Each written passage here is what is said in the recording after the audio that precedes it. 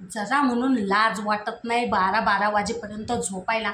आपली आई सकाळी उठून उठून कामं करते, तिला जराशी मदत करावी लागावं ते काही नाही. टांगड्यावर करून झोपायला पाहिजे.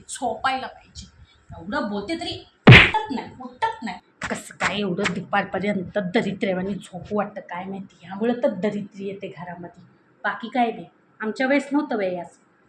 सकाळी 5 वाजता उठायचो, आजही उठते. काय करते मग 5 वाजता उठून? काय करते म्हणजे गोट्या असं नाही बाई की आपली आई रोज लवकर उठते तर मी आज लवकर उठते, तिला मदत करू लागते. मी कचरा काढते, मी लादी पुसते, मी आज लवकर आंघोळ करते, नाश्ता करते. मग बसलं तर काय नाही वाटत, ते काय नाही. तांगड्यावर करायच्या, झोपायच्या. मला वाटेल तेव्हा मी उठणार.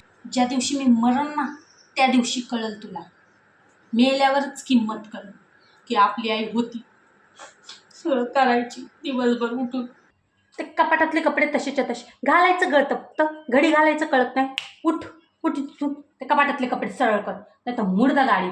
सुट्टी आहे तर बाबा काहीतरी जरासं शिकावा, ते काहीतरी कम्प्युटर शिकावा, काय ते शिलाई मशीनचं काहीतरी करावं. काहीतरी शिकलो जरासे 4 पैसे येतील, ते काय नाही. झोपायचं नाही तर ते मोबाईल टिक टिक टिक टिक टिक टिक बोटच कापून टाकणार आहे. तुझे एवढी होते ना तेव्हा आईबापाला मदत करायचो आम्ही. शेतात जायचो, खुरपायचो. आमची परिस्थिती एवढी गरिबीची होती. ते काय नाही, धुणी भांडी केली आम्ही, धुणी भांडी. पण तुमच्यासारखे नाही बाबा आळशावानी बसलो.